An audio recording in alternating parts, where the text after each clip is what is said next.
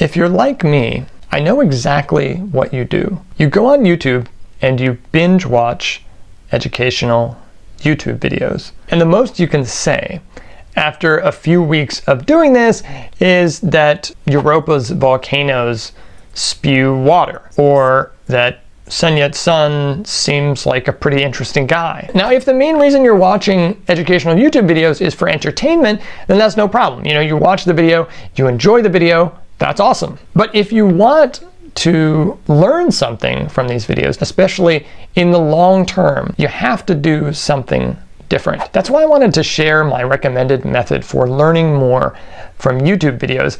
It really doesn't take a lot of extra time. You can do it in as little as 5 minutes, but what happens is that you're going to retain and understand a lot more than you would if you hadn't taken this extra 5 minutes. The first step happens before you even watch the video. What do you know about what you're going to watch? If it's something like a video on adjusting the brakes to your bike, well, you might just want to take a look at your bike first, or maybe try to adjust the brake yourself first before watching the video. Now, maybe you already did that and failed spectacularly, and that's why you're watching this video. That's great. That's good. The information is going to be very relevant to you if that's the case. If it's something like learning about Chinese history, if it's a video about Chinese history, then you might just take a minute to write down what you know about Chinese history, or probably more likely one little part of Chinese history, because Chinese history is so long. So you might want to just write down what you know about that time period before you look at that video. So just take a minute to identify what you know, and maybe even ask yourself a couple of open questions. Like, I don't know, in the bike example, I don't know what this screw is for. The second step is to just watch the video.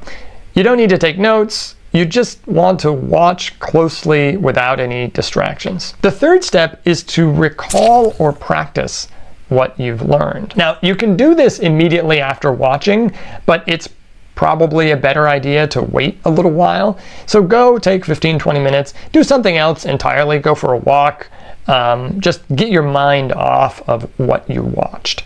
Then come back and try to apply what you've learned, or try to remember what you've learned.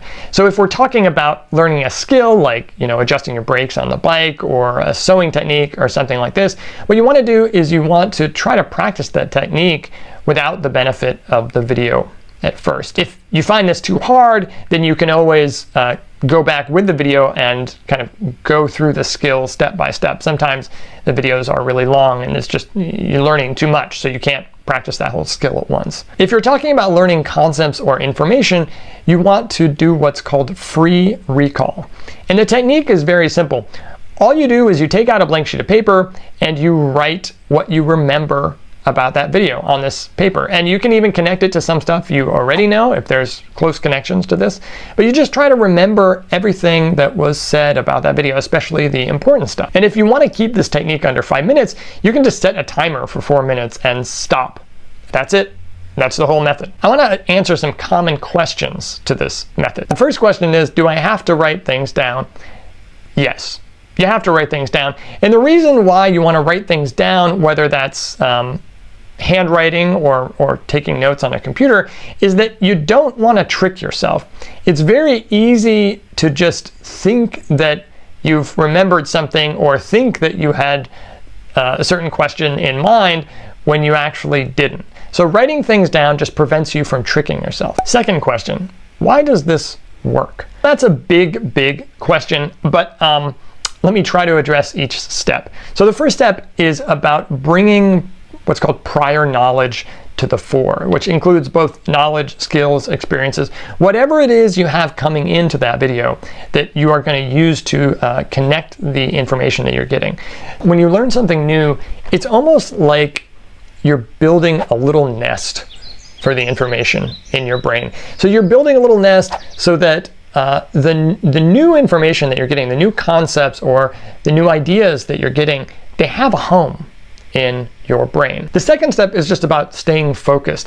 So distractions really kill learning, and you want to be able to sit there and kind of look closely at the video and try to actively understand what's going on. So if you just sit there and watch the video and you're not even really paying attention to it, well, that's not going to do too much good. The third step is about controlled forgetting. Remembering something is not really about recording it. Rather, remembering something is about transforming what you're learning to make it relevant to you, to make it relevant and meaningful to you. Taking that time, that 15 minutes that I said to go do something else, taking that time to start to forget some of what you watched is actually really important, because when you go to remember what you watched again, you strengthen the memory for what you have. So the research on this is also pretty strong that